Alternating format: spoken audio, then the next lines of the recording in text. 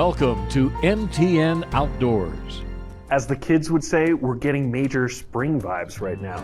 But are the warmer temps here to stay? Make up your mind, Montana. Let's forget about what the groundhog says. Did you know that there are two kinds of spring? There's meteorological spring, and then there's astronomical spring. We're going to learn about the differences from our chief meteorologist, who may be a little bit biased. While in this warm-up, a good example of Mother Nature's mood swings here in the Treasure State, it's a great time to get some stuff done to prepare for when spring really digs in. Spring is a time of regrowth and renewal, and that means new sprouts from seeds, buds, and flowers. And this is a big deal in Montana, a major agricultural state. My guess is it's not quite time to put away the winter clothes. Thanks for joining us for MTN Outdoors. I'm Keith Grevenitz.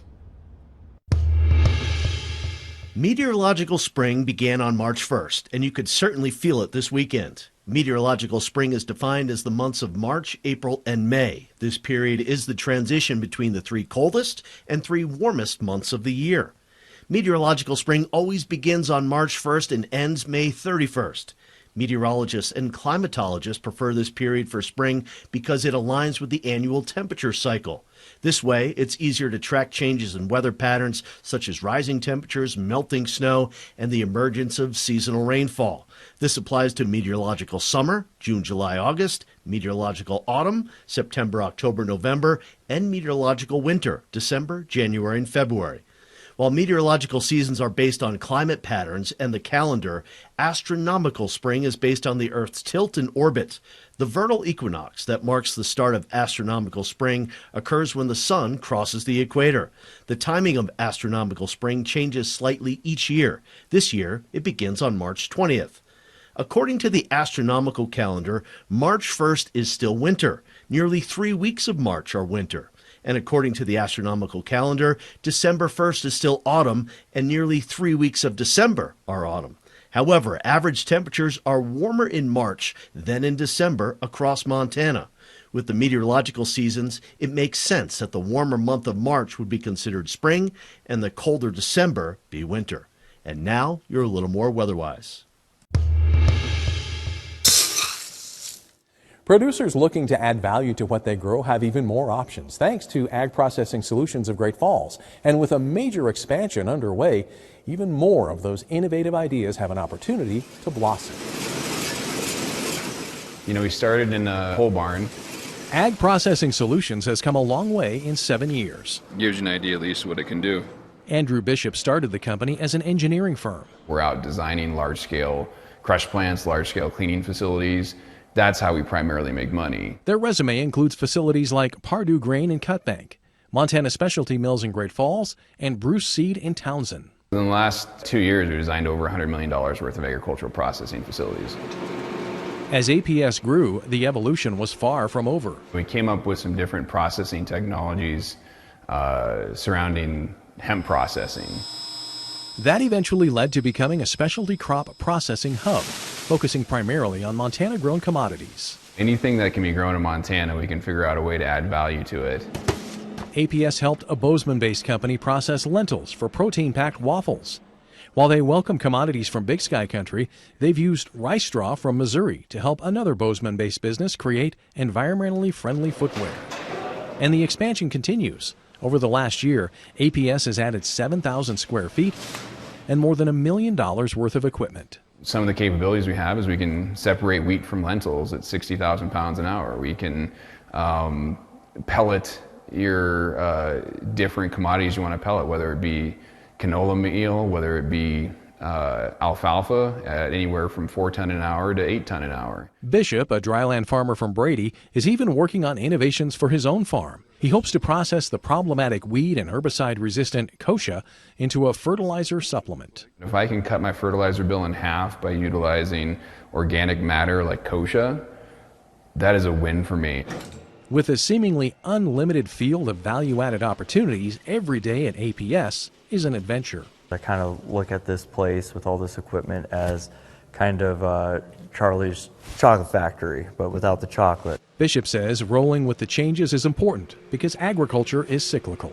If we're not ready to change, we're going to be left behind. He's simply helping producers think outside the box. The success of our business is 100% like, bring us your idea, let's do it together for a while, and then let's get you to grow into your own processing line, because that's where I want everyone to be. In Great Falls, Tim McGonigal, MTN News.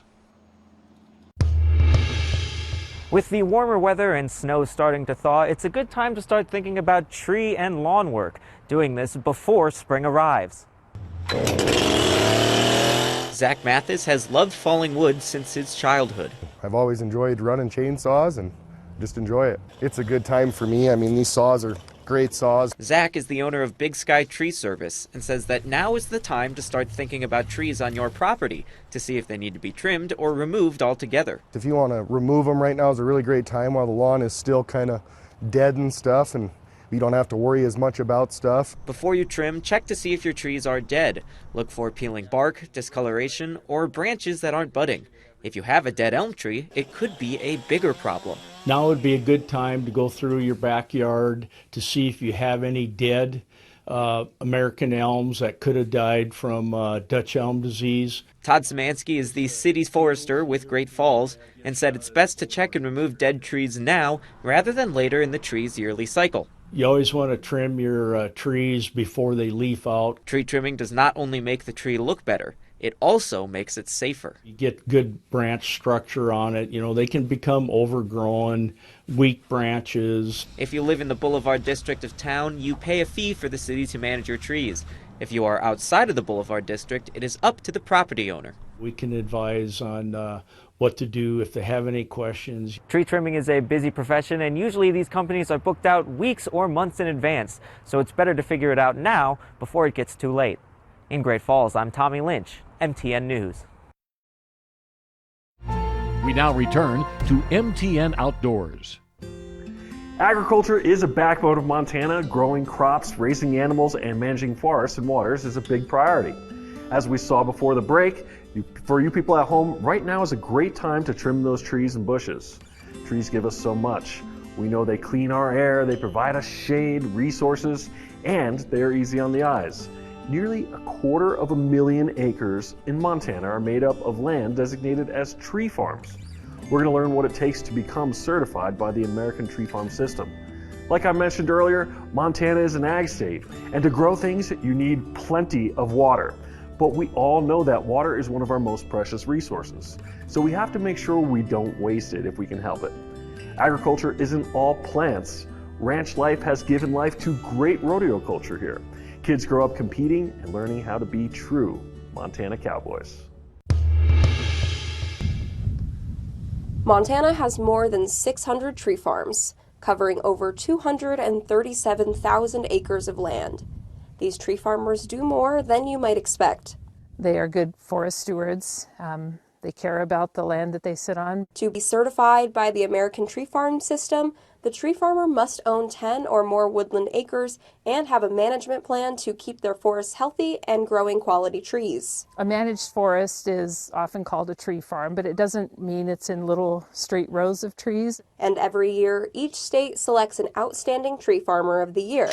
In 2023, Montana's winners were Jim Watson and his partner Carol. Once somebody's won the local state tree farmer of the year award, if they get elevated up to the Western Regional Tree Farmer, which Jim ended up winning. Watson isn't your typical farmer. I'm a tree hugger that carries a chainsaw. His nearly 1,700 acres are home to a diverse population of trees. And our focus is on forest restoration and wildlife habitat and having a good, healthy, resilient forest. Trees at Springbrook are thinned and spaced to keep diversity. We did a lot of understory work, cleaning out understory and small trees that weren't thriving. We wanted to remove the worst and leave the best. Watson does all this work. She just loves attention. With the help of a herd of Tibetan yaks. We're still grazing yaks, but that helps reduce the grass fuel load.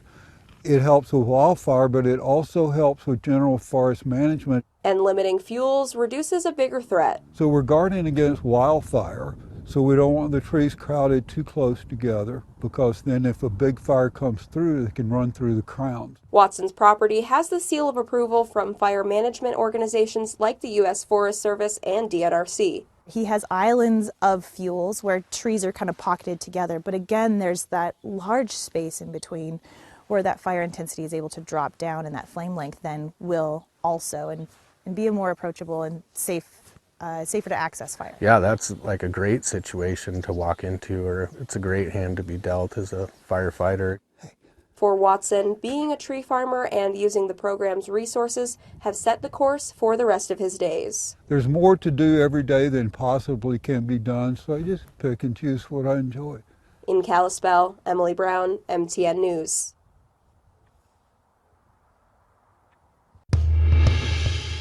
Irrigation is a major part of growing crops here in Montana. And with the assistance of the MSU Extension and a local farmer, a water and nitrogen use extension study and the results are being shared with local producers.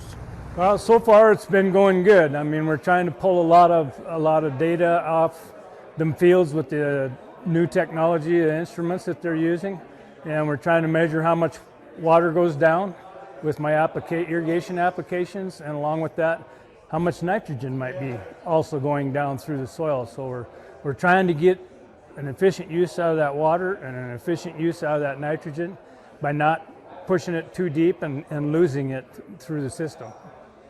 There's over 750 landowners in the Greenfield Irrigation District, and 75 to 80% of them are using sprinklers to help conserve water. The system up here on the Greenfield irrigation bench is a gravity flow system through canals, and so that's where I actually get my water supply from. And a lot of my ground is irrigated with center pivots, so I'm pumping water right out of that canal system, and I rely heavily on Greenfield Irrigation District to supply me with that water through their canal systems. Numerous agencies and local producer Mitch Conan took questions about the study and how it affected his land and crops. It's that overall margin. Our margins are getting so thin on the farm that every nickel and dime that we can save here and there helps us hold our margins here on the farm. Watering your crops is necessary, and how much you use and how you use it is up to you. Irrigation efficiency and modernization is helping these Montana landowners and farmers continue growing the best products here in the U.S. In Fairfield, I'm Paul Sanchez for MTN News. In the agriculture classroom at Browning High School, the energy is alive with preparation. They've been excited for this for probably 2 weeks, and then the energy, like you say, is just wild. They're so excited. Browning High School's Rodeo Club's student-run auction will pull in major funds to fuel their rodeo season. With the community rallying behind them, the event showcases the club's hard work, dedication, and passion for the sport, proving that rodeo is more than just an event, it's a way of life. We're really excited. We're excited to show out and to show the community our rodeo team and how much we've been working hard for this and everything. So yeah, I'm excited. We're excited. With a usually packed house full of strong community support, the club makes around $15,000 to $20,000 during the annual event, an important piece in keeping the club running every year. The high school rodeos are all over the state, and Montana is a big state, and so that comes up with gas money and everything. And so the money really helps us travel and get around. It's not like any other high school sport where the school pays for us. They have to pay for everything on their own. They have to pay their entry fees. They have to take care of their horses, buy their own gear. So with this money that we get now, it helps them be able to travel. The biggest piece of excitement comes from the strength in the community, rallying behind Browning's young athletes through support and donations that keep the deeply rooted Montana sport alive in the school. Okeetope is to ride. The Rodeo Club, Okeetope Club, is important because it gives everybody who wants to be involved with horses or animals a place to belong. And then on top of that, when the people come in droves to support them, it shows them how important they are to this community. With the support, the event is just one of the driving forces keeping them in the saddle and representing their community with pride. In Browning, Brianna Juneau, MTN News. We now return to MTN Outdoors. When we talk about land management, of course that includes parks and other public lands. Montana has 11 national forests, adding up to about 17 million acres. With some of the spending cuts to federal programs and staffing, many are concerned with how Montana's vast lands will be protected. What do these cuts mean for national parks and the country's oldest national park, some of which is right here in Montana? Some workers and nature lovers showed up at Yellowstone National Park to make sure their voices were heard. To give you an idea of size, Yellowstone National Park lands are larger than the country's two smallest states, Rhode Island and Delaware. The short answer to how this might affect Yellowstone, Grand Teton, and Glacier is we just don't know yet. It's too early to tell. But that OMB memo said, and we quote, agencies should focus on the maximum elimination of functions that are not statutorily mandated.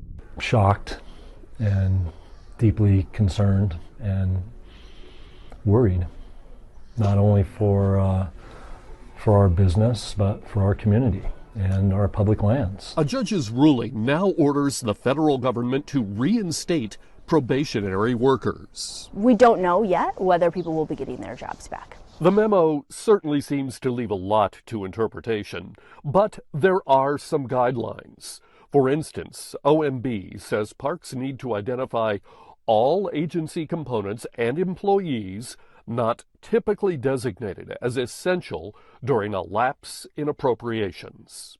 Now, that's when the government shuts down over a budget battle. In past shutdowns, only law enforcement and emergency services stayed on the job. A lot of folks behind the scenes that make sure you have clean drinking water, running toilets, clean bathrooms, campgrounds. We could anticipate seeing much longer lines. Montana's U.S. senators and representatives are keeping a low profile on the cuts. But 2nd District Congressman Ryan Zinke told News Nation, quote, if the job is important, you'll keep it. If the job is on the line, it'll be looked at. And if the job isn't necessary, it'll be cut. How workers and departments will be prioritized is not known. But the document says decisions should focus on better service for American people. That still leaves a lot of questions. How will work like historical and scientific research be viewed? How about wildlife and other resource management, or those who lead park walks and presentations? The concern and uncertainty is leading the Yellowstone Gateway Business Coalition to reconstitute. The group successfully opposed locating gold mines on the border of the park. We're going to do everything that we can, everything in our power, effectively, to get these jobs back and to make sure that the bleeding stops. Many federal projects have been put on hold, at least for now.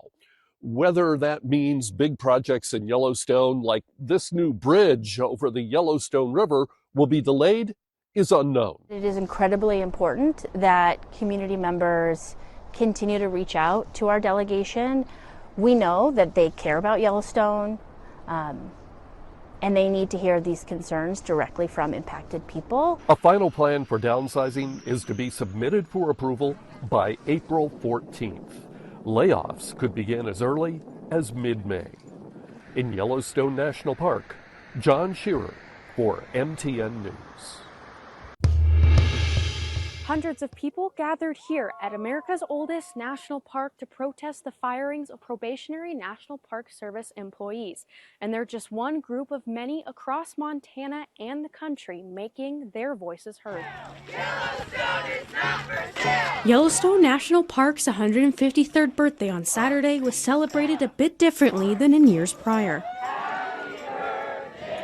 Many traveled to Gardner outside of the north entrance of the park to protest the National Park Service firings recently laid out by President Donald Trump and Elon Musk in an effort to downsize the federal workforce. Our national parks are one of the great gifts of America, and they're under threat right now with the current Republican administration's funding cuts. Fire, not fire! At this time, it is uncertain what the total scope of effects could look like, but those in the surrounding area of the park are worried about its future. This is not about saving money, it is about what we spend our money on. And I, as a citizen of America, would like to spend our tax dollars on the things that make America great. And in my mind, that is our national parks. There were 3,400 Forest Service employees laid off. There are 3.2 million acres of Forest Service lands in the Custer-Gallatin district alone, and of them, only 5 people remain. With those cuts, the Park Service will hire more seasonal employees instead. Seasonal positions cannot replace permanent positions and the wealth of knowledge and experience and expertise those people have. The display scene was just one of many in parks across the country on March 1st. But smaller communities are also speaking out in Montana. On Friday, nearly 70 Red Lodge residents stood in Pride Park to voice the same concerns, saying the firings could also negatively impact tourism. Of course, I'm concerned about people across the world, but it's in our town that it's going to affect us. Just seeing restaurants hurt, businesses hurt, seeing less tourism here. Kylie has been a public land servant for 6 years and is concerned for her colleagues that lost their jobs, 9 in Red Lodge and 32 in the Custer-Gallatin area, including Jillian Green, who lost hers on February 14th. Most of us rely on federal housing as well, so come April I was planning to move into federal housing for 6 months, so now I have to figure out where I'm going to live in the next month. Green and Kylie worry for public safety, saying that planned upkeep of trails will not be done, and EMT help in putting out potential forest fires will be greatly slowed or even impossible. Think about all these fires that are just prevented just from us being out there that aren't going to be prevented this year. This week's protests could be just the beginning for public pushback against federal cuts. And that's what makes our country great, is our public lands. In Gardner, Isabel Sparks, MTN News. As far as weather goes, who knows what next week could bring. But MTN Outdoors will continue to follow what makes Montana special and the people that